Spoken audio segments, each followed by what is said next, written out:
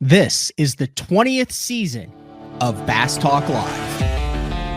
BTL is presented by Bass Cat Boats, Strike King Lures, Aftco, Pro Guide Batteries, Spro, Gamakatsu, The Bass Tank, Denali Rods, Beatdown Outdoors, and Sunline. BTL coming at you. Good morning, and welcome to another exciting edition of BTL Bass Talk Live, where we are going to talk about bass fishing. We have reached the point of the 2024 season. I do not know where it has gone, but it is the final stop of the 2024 BPT season out of Messina, St. Lawrence River, big smallmouth. I think the big question this year with the BPT is how much the largemouth will play, and whether Alton Jr., Dustin, or Drew Gill can knock off Jacob Wheeler. We got a good show today, good guest. I mean, it's actually a recorded show. I'm actually in Scotland right now. I think today is my second day on Loch Ness. It's supposed to be in Loch Ness. I don't think I told you that, Justin. What's up? What up, dude? How are you doing? Get just like scoot in just a little bit closer so we can hear and it's a little less echoey. I know you're like making improvements though. Like you have an office now. I think the last time you were on BTL, you weren't in the office. Yeah, it was an old kid's bedroom. So we moved like I don't know, maybe a month and a half ago. Oh, so you're no longer in the same house, huh? Not the same house. We're only about 10 minutes away. But yeah. Anyway, when Bree and I got married, we built that house. Got married, moved in like the week after, and then we've been there for 12 years. So yeah, dude, you had that tackle room dialed in. You got the same kind of tackle room? All I did the exact same thing. I just added 20 feet. I'm looking at my shop out the window there, but I added 20 feet in length so I could fit the truck and boat, still have some space behind it. So same exact thing though. So truck and boat can be hooked up, backed into the garage. So all you have to do is lift up the garage. And then how close are you to the ramp at Gunnersville? Like how close? I have a ramp like a mile away here. So you can be in the garage, like sipping on coffee or eating a steak, and then be on the water literally 5 minutes later. That's right. Like super, super easy, dude. So yeah, it was cool. We have 2 kids now. So we were outgrowing the other house a little bit and just wanted to change. But I'll tell you what, man, moving that's not fun. Like I've always heard that from people and everything. And when we moved in together, it was just her and I, and like she got out of college and brought her stuff. And like I had very little from California that I moved out here. And so it was really easy when we moved into our first house that we built. But then we accumulated everything for 12 years and had kids, and it's way, way tougher. I probably should have hired people, but I'm too cheap, dude. So. That's what I said. You're almost $2.5 million into this thing in earnings. I think you can hire someone to come box your stuff up and take it to the new digs. I always wish they'd put an asterisk there. Minus 500,000 in entry fees. That'd be nice, Yeah, but you had you still have like you had big time sponsors. Yeah, like Econo Lodge where you splurged on the fund for a couple of years there. Oh, yeah. That was big dollars. I mean, dude, you've always had like a couple like really key non-endemics that I think could cover the moving costs. I've been fortunate, but my buddy was moving around the same time. Mm-hmm. He got a quote. His house was a little bigger than ours. He got a quote for like white glove service, right? Come in, don't touch anything. Yeah. And it was like $15,000 or something. Holy cow, just to move stuff? Yeah, dude. And when he told me that, like, I'm not even gonna get some quotes. Like, I'm in the wrong industry. Myself. I'm like, that's 1.5 checks, man. That's 1.5 top 40s on the BPT. So I'm gonna do it myself, and it was a good workout. We'll say that. And it took a few days longer than I thought it would. But a couple things that I liked about your past tackle garage studio deal was you had like the fans above the boat, so you could open up the rod boxes, turn the fans on, and get jerk. Is that new? Do you still have that in the new one? Yeah, so we did the same thing in the new one. Did slat wall, across the whole thing, and of course have the fans heated and cooled. I have an epoxy floor in this one, so that's pretty cool. And then with a drain. I do have a drain in the floor. Ooh, that's cute. I don't have running water out there. I don't have a bathroom or anything, but I mean, dude, for me, it's 4, or 3 walls and a garage door, but it works. It's very efficient for packing for tournaments. And people always ask about like why I haven't done a drive-through garage. But then you lose a whole wall space, right? You lose that whole back wall to put stuff on. So I've always been kind of out on that. Cool idea, but not efficient in my opinion. Who in the professional bass fishing game has the best tackle room, boat, truck storage setup? Like, who among your peers do you look at and go, yeah, that's badass? Probably Ott. Really? I think Ott's setup's pretty legit, yeah. But I have not seen Ott's setup. I mean, I like mine a lot too. So, everybody's got to do what works for them. Everybody's a little different. I mean, I still think you've got guys at the top level who are renting like the 10 by 30 storage unit. Yeah, that's crazy to me. And then you have guys who have 3,000 square foot shops that are completely decked out with 3 or 4 boats in it. You got guys who use like the family garage. It is crazy how, but I mean, I know for a fact there are guys who fish at the top level who go drop it off at the old locker store every single time that they want to get it.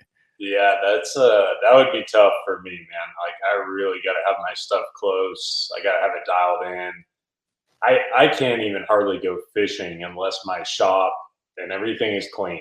Like, probably a bad habit to have. I would never make it to the lake if I had to have my stuff organized. Oh, dude, Jordan. I mean, you should see Jordan Lee. Like that guy. He's the best fisherman I know. But just you open his truck door. I've always said, you got Twinkies and Mountain Dews falling out and whatever, all kinds of stuff. So Jeff Crete was the original never organize anything guy on tour, I think. Who was that? Jeff Crete. Crete's famous for that. Yeah. I never really hung out with Crete, so I didn't know. But oh yeah. I'm amazed those guys can catch fish like they do. Because I would go insane. All right. Speaking of catching fish, there's a little bit more fish catching left to do in the regular season. Now, I think you guys have team series stuff that goes through the fall and into the winter. But as far as the bread and butter, the BPT, there's one event at the time of this recording. Practice starts next week. Got a 6-year-old gonna get in trouble. Sorry. God, I can't believe he's already 6. Yeah, I know. He's about to be 7. Tell me that's wild. But I was listening to you. Go ahead. No, that blows my mind. Then he loves fishing too, right? All about it, man. Bluegill Slayer. I'll tell you that. Literally 10 years away from being on tour. How's that feel? Yeah. Hey, I'm not kidding. The way Scopin's going, he might be there when he's 13, dude. Anyway, a little bit of fishing left. At the time of this recording, you are just about to leave to begin practice up at Thousand Islands out of Messina for the final stage of the BPT that Jacob Wheeler goes into with a fairly, I would say it's a fairly commanding lead with only 79 anglers on the BPT. I believe it's a 19-point lead over Alton Jones Jr., Dustin Connell in 3rd, and Drew Gill in 4th. You're currently in 7th right now with a 71-point gap. But just talk a little bit about that fishery where you have had a lot of success on, and then the dynamics of the every fish counts, will largemouth play, and how does it change things going out of Messina, which is a long way from the lake, which I'm assuming is off limits based on how many BPT guys I've seen on Lake Ontario proper over the last couple days. Yeah, Lake Ontario is off limits. It always has been for us. I don't really understand why, but whatever. It's okay. We are going out of Messina. It's a long, long ways away. And, I think based off past history, I feel like, obviously I think the tournament might be starting the day this airs, but I feel like that Chippewa Bay, Alex Bay, Clayton area with our format is going to be the dominating area. It's the, widest open, most open part of the river, biggest population, in my opinion. So I think that that area is just going to be a player. That's where I'm going to go and practice. I'm going to spend all my time in that area, and hopefully it'll pay off. I'm not going to largemouth fish, dude. I'm not even bringing a largemouth rod. So Really? everything I am doing is large or smallmouth fishing. I don't even want it in the back of my mind. I feel like if I put a frog rod in there, put a punching rod in there, like I'll be thinking about that stuff when I'm not getting bit in practice, and it'll make me want to go try it. And I just don't feel like, you can win our event. And fortunately enough, I'm locked in heavy hitters. I'm locked in red crest. So I don't have to, even think about it or worry about the largemouth, which is a good feeling. Your finishes this year are incredibly good. 27th, 10th, 8th, 20th, 5th, and 19th. We just had Alec Morrison on earlier this year. I'd like to get your thoughts on him a little bit later too. But with him and Jake Lawrence, the battle that they had for the Angler of the Year with what Wheeler and Connell are doing on the BPT, you're seeing the same thing kind of going on the Elite Series at the top. Have you ever seen a period of your career where there are more dominating anglers that are just racking out an insane amount of top 10s after top 10s after top 10s?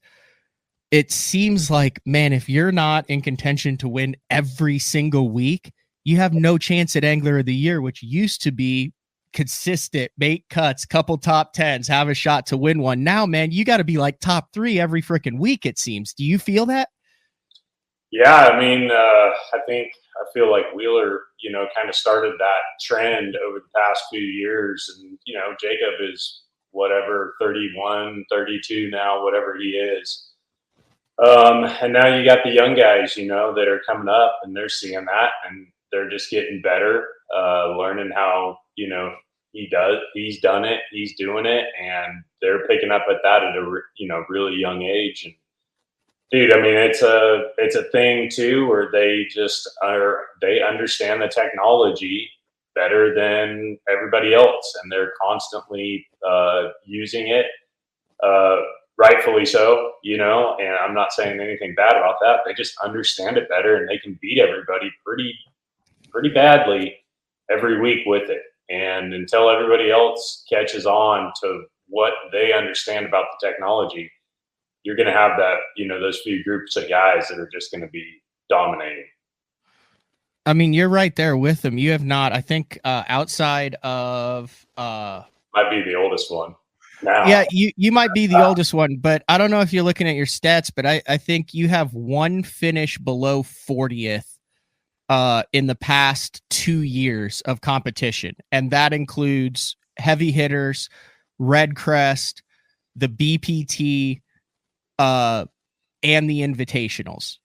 Against that strong of the field, do you feel like you have you've ever been fishing better in your career? And let's even throw in your Angler of the Year season on the Elite Series, or are you right now at the peak of your game when it comes to Justin Lucas? I don't know. I mean, I feel like the year I won Angler of the Year was that, of course, dude, that was really hard to beat. And it was before forward facing. So it's hard for me to compare, how I'm fishing right now compared to back then, because it is different, dude. I use forward facing so much now, probably have caught, I don't know, 80% of my fish this year, pretty much everywhere except the Chowan River. I've caught fish on forward facing sonar. And so I would say 75 or 80% of the fish. And I knew that was going to be something that I needed to work on this off season. I've been using forward facing since 2020, so it's not a new technology or anything for me, but I just feel like you have to fine tune your skills with it and get better. So I spent a lot of time this off season with it. And I feel like that paid off for sure, but I still feel like there's work to do. And I don't feel like I'm topping out or maxing myself out or anything like that. I still feel like there's definitely room for improvement, which is like where? That's exciting for me. Where? Talk about where you feel like you need to improve. Just efficiency using it.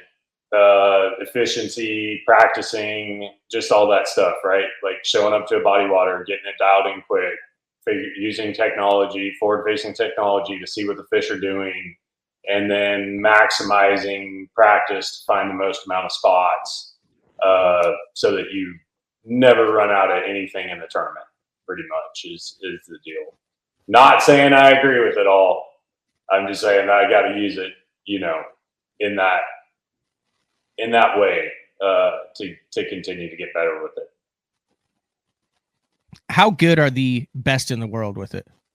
I can't even explain it, because like when I think I'm pretty good with it, they'll catch them in scenarios that just blow my mind. So yeah, they are the guys that understand it. It's like seems like there's about 10 to 20 guys, I guess, somewhere in there that in the world.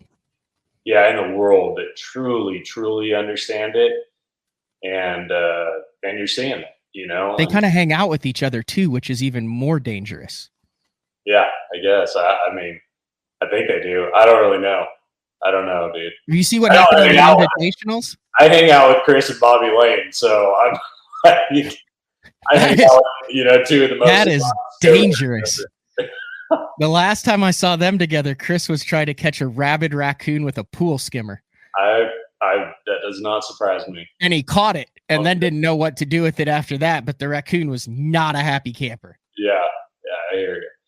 Here's my thing, dude. I'll share with you my two opinions that I've kind of had driving home from the Chowan River. Mm-hmm. Because I didn't catch any fish there on forward facing. I caught a couple, but it wasn't my deal. And I just really enjoyed that tournament. It felt so good, like not catching fish, looking at my screen. And so I don't know what the answer is. I don't know where we're going to go with it. I've stayed away from having an opinion about it. But I just have two simple opinions, and I don't know the answers for it, but I'll share them with you. I haven't shared them anywhere else, just talking with guys or whatever. But the first one is that, and you can argue with me if you want, it's fine. Nope. But the first one is that, there's no other sport that I've been able to think about where newcomers coming in can use technology to beat the guys that have been there for years ahead of them, whether that's 2, 3, 4, 5, 10, 15 years. The technology is limited so that the playing field, is whatever you want to call it, fair or equalized, whatever. I can't think of another sport. If you can think of another sport where young guys are using technology, coming in and winning at young ages, dominating, you got a little smirk on your face like one. But no, I was thinking it's really hard to think of, right? Like a little bit with some different ball materials and two-handed bowling. There's been a lot of backlash as far as that. Like there are some guys that they use, I can't remember, like not a resin or composite ball, and then when Belmo and a couple of the two-handed bowlers came in, a lot of the traditionalists were like, well, you're, a polyurethane, I think, ball, but it's not anywhere near what it's been in fishing. So that's a valid point. All right, keep going. Yeah. So that's my one opinion, right? Like, because it used to be a big deal if you were 21, 22 and you won a Toyota or a Bass Open, and now it's expected, right? And now you look at the top 10 in the points on both tours, myself included. I'm throwing myself in there as a scoper, and I'm just like, man, this ain't right. Like, so that leads to my other point, and my other point is, or my other opinion is, if we're gonna protect history of the sport, 50 years. Obviously, Angler of the Year is special to me because I won it. But it was always special before that. Growing up in California, you had to be versatile fisherman. I watched Skeet win it, Aaron win it. So Angler of the Year was always, a really special thing to me. And the history of Angler of the Year and the stories for 50 years about it were always about versatility. This person won because of versatility. He was able to catch them spotted bass in 70 feet of water, flipping largemouth and toolies, out in the Delta, and then, he's in the swamp, whatever, however you want to say it. Then he has to go wherever else. So for me, that versatility is gone. Like, you have to be versatile with one tool maybe, but Angler of the Year, no doubt. And I've talked to the top guys about this. Like, it is based on one tool now. And if you can't use that tool extremely well, it doesn't matter how versatile you are as a fisherman, you cannot win Angler of the Year. So that's my only two opinions about it. I'm not saying they're right, not saying they're wrong, and I don't know the answer. But man, I just want to see some thought given into those two things. And you tell me. I mean, do you feel like I'm wrong on that, or do you feel? I mean, dude, you're a Angler of the Year with $2.5 million in earnings, who's a perennial top 10 contender. I think that you've been there and done that, and that your opinion is exceptionally valid. I feel like it's not. I feel like my opinion doesn't matter. It's no, it does. So I would also like to get your opinion. So obviously there's hot baits. Remember what happened when Thrift and those guys kind of blew up the chatterbait with Ron Davis. Before that, you want to go way back, the Sluggo was kind of the precursor to the Cinco. So it's not, then the Alabama rig hit the scene. So it's not like there haven't been dominating baits over the course of fishing history. Yeah. But right now, in my 15 years of covering this, and you're on the water, and I fish all 9 of the opens and jackpots and all sorts of stuff, but I've never seen so many top anglers utilize the jig head minnow the way that they're doing right now. I would like you to go back your West Coast roots. You're all about this type of stuff. Have you ever seen one bait that is so dominant yet simultaneously so versatile across a plethora of fisheries and conditions? No, I haven't seen one that, like you said, across all the conditions, different fisheries, everything that can win tournaments at the level and pace that it's winning tournaments at. That's what blows my mind.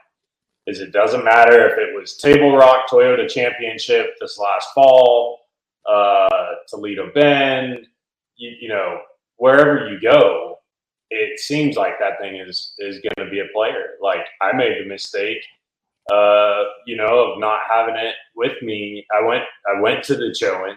I caught all my fish on a drop shot. Some fish came up schooling, and I couldn't catch them on anything. And I put that thing on. I didn't have it tied on. I had to borrow one from Bobby Lane because he had them with him, but I didn't even bring them in the boat. And then, I was already doing pretty good in the tournament, whatever, like gonna make my round, all this, but these fish came up school, and I'm like, I need to try and catch one. I throw a freaking jig head minnow on the Chowan River and catch a 4-pounder. I'm like, this is stupid.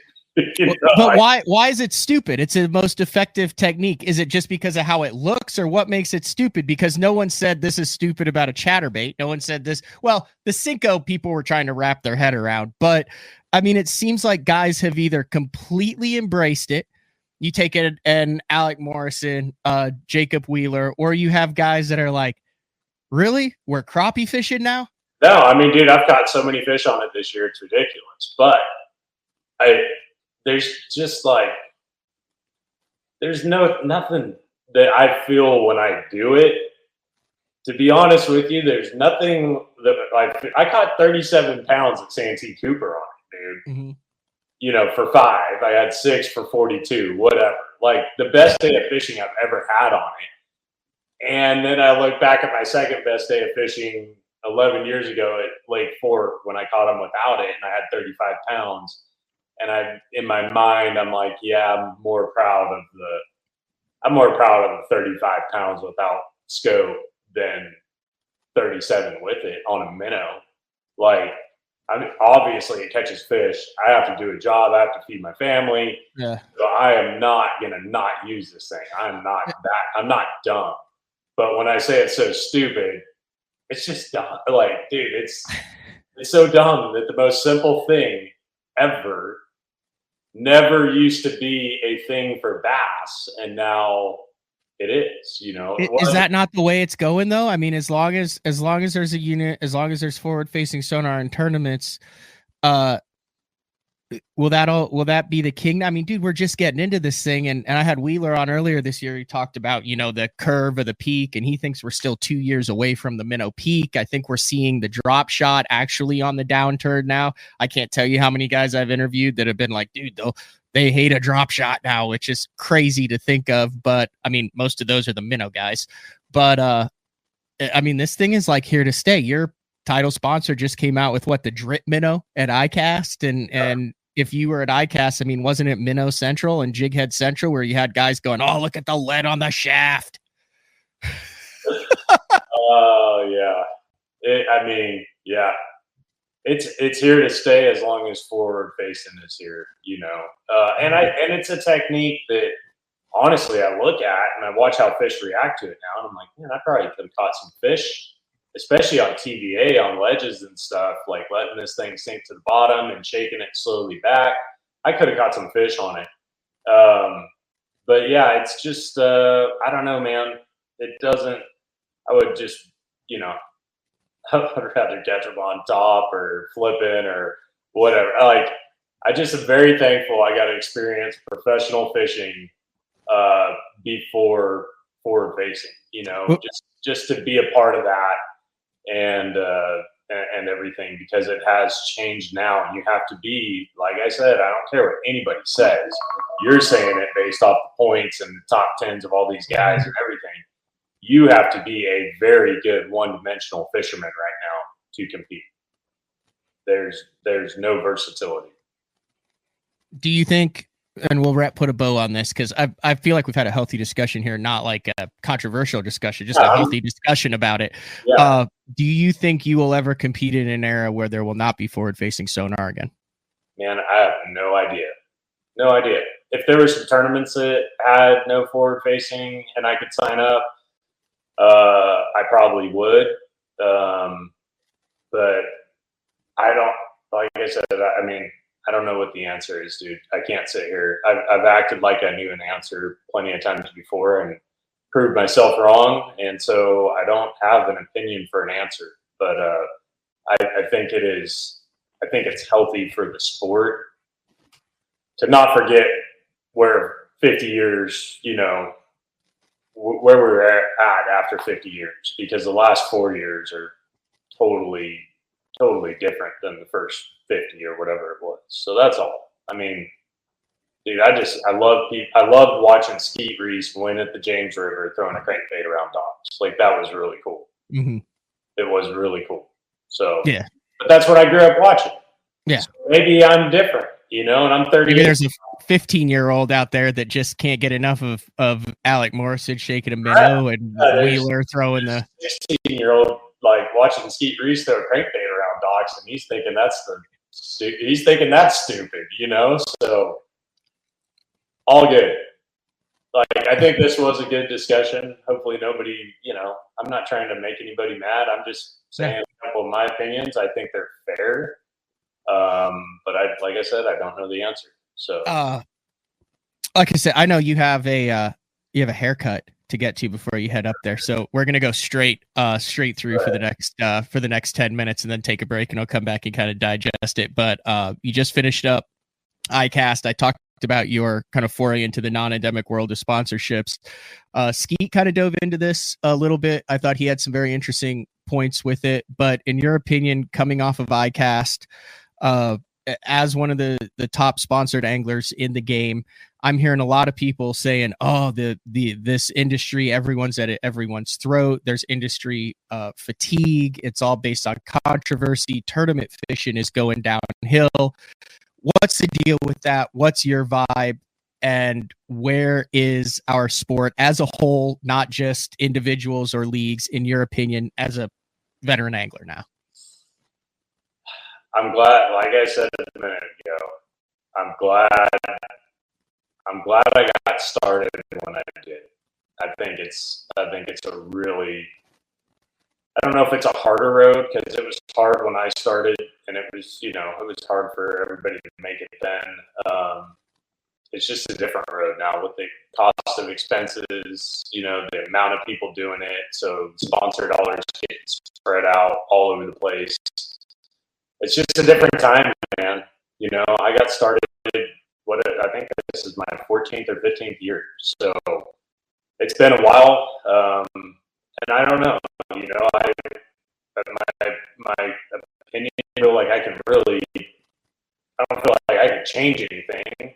So I sit there and, you saw my 6-year-old try and come in here in the office, and I got another 2-year-old in there, and I got a wife. So my opinion the past several years now has been, just do what I need to do to make a living, and provide for my family and have a positive impact on the sport. That's my thing. Like, I want, when people meet me, when I have conversations with people, I want them to, correlate all that or relate all that to, this guy has a positive impact on the sport. He represents it well, and he represents the sponsors well. And that's another thing for me, dude. Like, I'm at the point now, like, not that I don't want more, not that I don't want more sponsors, but I'm so thankful for what I've had, what I've been able to keep for several years. And I love everything I use, like, that I don't want any of that to change. So I'm trying really hard to continue to keep these sponsors happy, because I love everything that I use so much. So that's really important too. Like, I'm very comfortable. I'm not trying to get paid more to go leave and run something else or use something else. Like, I love every piece of product that I have in my shop. So that's a comfortable spot when you can say that. Like, I'm saying that as in, like, I'm not chasing the money. I'm to the point where I've made a decent living at this, made some money, been able to save, put money away, and provide for my family, and, like, not trying to change my lifestyle as being a bass fisherman. Because at the end of the day, you're not gonna make millions. You got to do other stuff other than, you got to take your money that you can make in fishing. You got to invest it, maybe do some side businesses. You got to do something to make, next level money if you're going to be a fisherman. That's fair. Is the General Tire Team Series the future of this? I know MLF put a lot into it this year as far as live coverage, actually added live coverage to that, took away from the BPT. It's aired on the TV. What are your thoughts on that? And is that something that you think is going to stick? And what do the anglers think about that too? I'm curious as to what you guys think about the Team Series stuff in such an individual sport. I haven't heard any negative things from anybody about it. I think it's actually going to be pretty fun, because now we don't have those goofy headsets and we're not in separate boats. So you're actually fishing with your teammate on the front of the boat. And I think that's going to be pretty cool. Wait a second. Walk through the format then again of what it actually is now. So it's the same as the old cups. Okay. Imagine the original cups, except there's two guys on the front of a boat fishing together. Okay. So like a team tournament. That's what it is. Yeah.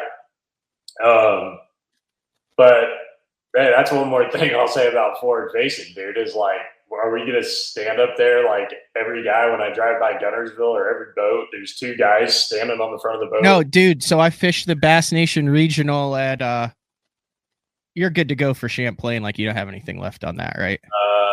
Yeah, I'm good to go. So I'm scoping big time. And the first two guys I have the, like, hey man, like, I'm 2,000 miles from home. Once I hit 20, I'll get up there and get you your fish, but it is what it is. Right. And so I give that speech to my third day guy. Hey, we made the national championship. We made the cut, blah, blah, blah. Here's what I suggest. And he goes, hey, you mind if I bring my live scope? And I said, really? he said, yeah, I got portable unit. And I said, freaking have at it, bud. Like, I'm curious to see how this works. This kid's 24 years old, saw it on TikTok, went out, built it, had a 32 on a stick with a RAM mount, takes him 20 seconds to deploy it. He sat in the back while I scoped. I make a cast about every 10 minutes. He came in with like 3 for 10. And it was so efficient in the back. Like a couple times I'd hear him go, ooh, ooh, ooh. And I'd be like, you're on one? And he's like, no, I'm watching you about to catch one. And I had no interference. Did it not interfere with your unit? Zero interference, Cool. Nothing at all. And then, like, you know, when I caught one, I'd look at the school and I'd be like, blast him, because they'd be sitting under the boat and, you know, he'd pan around and flip out there. And I think that's where the future is for co-angling, or for, I mean, dude, even the team series, like, I think that's where the future is. Well, you won't catch me bringing a second one out there. Like, Nick Hatfield's on my team. That's who I picked. And we're going to go out there and we're going to have a good time. And if we got to take turns looking at the front screen, that's so fine. It's two-man teams now. Yeah, two-man team. So me and Nick. Well, that's fun. Yeah, that's like that's actually, yeah. I think it's going to be really good TV. I think people have been wanting to see pros fish together on the front of a boat for years. But I'll say this, I don't know if they want to see them scoping on the front of the boat together, two guys with both their heads down. Mm-hmm. So hopefully I would love to be able to catch them another way with Nick, but if we got a scope, we got a scope. So it's no problem. Last question. Yeah, go ahead. I feel like I've been asking you a lot of like big picture questions. So I'll end with like the bigger picture question. You can get the entire industry, every angler, everyone who has a part to do with it, to get on the same page about something for 2024 and 2025. We all agree there's no more back and forth, whatever. We're all on the same page, working towards the same thing. What is that one thing? Oh, what is that one thing? Is that a fair question? Yeah, dude. What is the one thing to get everybody, the whole industry, working on the same page about something? We can all disagree or have different opinions about a bunch of different things, but the one thing that you think would be the most beneficial for the sport if you could get everybody on board with. Oh gosh, that's a question you should have texted me ahead of time.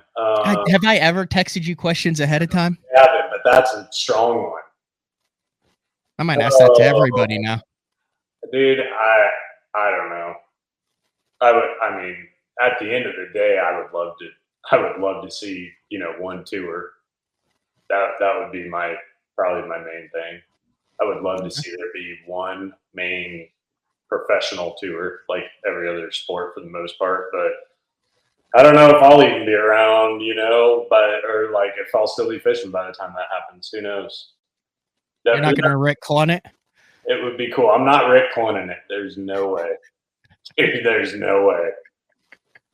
There's no chance. Respect to him, man. That is unbelievable. But no, I'm not. I think 55. I always said 50, and I'm like, gosh, I'm 38 now. So, like, yeah, that's cool. He's the man, dude. Super. Always will be. But I always said 50. Now I'm 38. So I feel like 55 is, you know, that's a good number. Heck, Skeet just won on his 55th birthday. And he was so pumped about it. So I'm trying to stay in shape so I can do it for a while, but I don't want to do it till I'm 80. That's for sure. Did you pick up Yeti? No, I just like the hat. Oh, okay. I don't even know where I got the hat, but I normally wear this red and white Berkeley hat a lot. Yeah, I know. It fits really good, and I gave my last one away the other day, so I'm out of my good fitting hats, and this one fit. Have you noticed the trend? All these youngsters are going to the rope hat, like the one that like Polinick started wearing like 4 or 5 years ago, but now like everyone's on this rope hat trend. Trendsetter, dude. What? Polinick is the trendsetter, so you know, it doesn't surprise me. All the kids are going rope hat now. Polinick. I've only got one that I like. I got like a Sunline rope hat that fits my head right. I don't think I have a power pole one actually. Yeah, I do have a power pole. But anyway, good talk. Right. Good talk. I hope you're having a great time in Scotland, dude. I hope so too. It's kind of like a little bit. It's my 40th birthday in August, which is hard to believe too. Like when you talk about, you have your 7-year-old walk in the door and stuff. It's pretty interesting. So who interesting time. My girlfriend, Court. Just the two of you? Yeah. So she's a flight attendant. You met her at The Classic. So yeah, the Classic, and so we're gonna head over there. Like I think we have to go to Boston first, and then into Edinburgh, and then like the whole. There's fishing isn't like huge in Scotland. I have figured that out. Like there's some pike, there's some salmon, there's some stuff over there, but it's not like not Sweden or Iceland. Yeah, it's not like that where like they get. I would love to do like a trip over there. I want to hit like the Wells catfish and then like those Xander, which are like the giant walleye, and then as much of a perch fiend as I am, I'd like to catch those like 6-pound jumbo yellow perch that they call something else, but that's like definitely a bucket list trip for me. Yeah, those things are huge. That would be fun. That would be super fun. So, well, good luck. Well, not good luck. I hate saying good luck. Make good decisions, have a good week, and close out the season strong up at Thousand Islands. I know it's a place that is special for you as well as a bunch of other people. And the cool thing is that's like a kind of one place where you pretty much don't have to worry about getting bit. Yeah, you're not getting bit there, man. You might want to. You got some major issues going on in your life. Yeah, no doubt. Well, cool, dude. Have fun, and we'll catch up when you get back. And thanks for having me on, as always, dude. All right. Thanks, Justin. See you. All right. See you. All right. That is the one and only Justin Lucas. I always try to get him on 2-3 times a year. So there we go. As he closes out the year, looks like he's well on his way to another top 10 finish in the BPT standings. We'll take a final break. When we come back, kind of unwrap some of the things that he said. It is BTL. We'll be back right after this. The new Puma STS has been redesigned from the ground up. With the angler, design, function, and performance in mind, nothing on this new offering was compromised, and the only thing carried over from the previous version is the name. Based on the Soft Touch series hull that started with the flagship Jaguar, this new model is nimble and performs incredibly well at all speeds with either a 250 or 300 horsepower engine. Featuring a new 96-inch wide-body footprint, this hull measures out at 20 foot 7 inches in length. Industry-leading design coupled with tournament-winning performance. The Puma STS from Basscat. Feel the rush.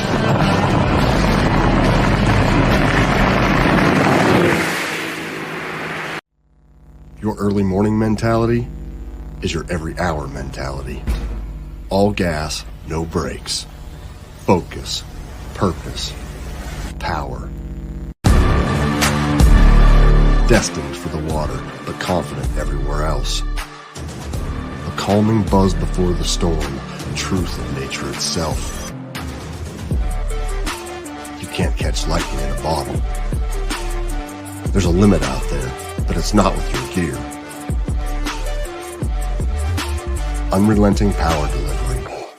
Unparalleled weight savings. Keeping you on the water, whether you run a 9.9 or outscoping your best 5. In this rare air, there's power in the silence. It's a mindset, thinking only of the things that matter and freeing your mind from the things that you trust.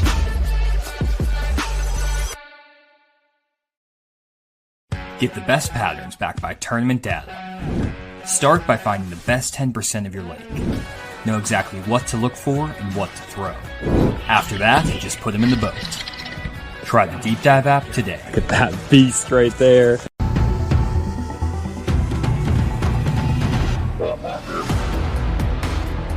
Gamakatsu, the innovation leader in fish hooks, is launching Nano Alpha technology in 2024. Nano Alpha is a new finish available on Gamakatsu's most popular hook styles. It delivers 2 times slicker performance, 4 times better corrosion resistance. Nano Alpha technology makes the world's greatest fish hooks even better in 2024 to help anglers catch more fish. Born in Japan, using technology, innovation, and precision, Sunline produces the widest selection of fishing lines at the most technologically advanced line factory in the world. Manufactured at the strictest tolerances to produce victories at the highest levels of tournament bass fishing. From household names like Christie, Swindle, and Cruz to young guns like Cook, Logan, New, and Welcher, they all trust Sunline to take them to the top of the leaderboard. Choose the line that will give you the strength to guarantee your confidence. Sunline. Yes. Fishing isn't just a hobby, it's an obsession. Whether it's blazing hot or bitterly cold, bright sunshine, raining, or even snowing, someplace, somewhere, there's a fish that's ready to bite. And as the angler, you need baits that will catch the fish anywhere, anytime, no matter the conditions. From throwing topwaters to cranking the depths, know the baits to throw. Choose Spro. Denali Fishing has me covered on the Bassmaster Opens, from their line of high-end rods, from the Android series all the way to the TAC series, the Novus series bait casting reels, all the way to the Covert series of tungsten in the cylindrical and the teardrop shapes. Denali has everything to keep me covered, whether I'm finesse fishing for smallmouth on the Great Lakes or flipping for largemouth in the slop down in Florida. The complete lineup is always on my deck and in my. Have you considered purchasing new electronics for your rig? The type of mounts you choose to protect your investment should be part of the decision-making process. No matter if you prefer 1, 2, or 3 graphs up front, Beatdown Outdoors has a solution for you. Adjustable, versatile, rigid, and made in the USA. What's your ultimate electronics setup? Check out the full selection of Beatdown Outdoors products by visiting beatdownoutdoors.com. All right, wrapping things up here. Big shout out to Justin Lucas. So when we recorded this, so he was like in Destin on a family vacation, agreed to do this and record it at like 7 a.m. and then head to Thousand Islands after his haircut. So much respect for Justin for carving out time to talk very candidly kind of about the industry, about fishing, about his career and where he is in it. It's hard to believe, there's a whole group of guys. If you look at kind of this week, I tried to kind of schedule it. Obviously, because of the timing with Alec Morrison winning the Invitational Angler of the Year this past or 2 weeks ago on Lake St. Clair, and then Skeet, and then Justin, 3 very different generations of anglers in 3 very different parts of their careers. Like I said, with Skeet, with his fishing hero being Rick Clunn, like who knows, I could see Skeet just continuing to do it. He seems like he still has the passion for it. He definitely has the ability, the financial means, the drive, and the talent. But he's well established, decades into it. You have Justin Lucas, 38 years old, in the prime of his career, and then Alec Morrison, who's just fishing every single day, can't get enough of it, just coming off of his rookie year, which also resulted in Angler of the Year and a spot in the BPT. So definitely some different perspectives from all 3 of those anglers kind of as we wind down the 2024 season, and what I think is going to be one of the most interesting off seasons since I started covering this game in 2008. We're going to have multiple rule rulings. We're gonna have multiple rulings when it comes to technology and forward-facing sonar on a number of different fronts.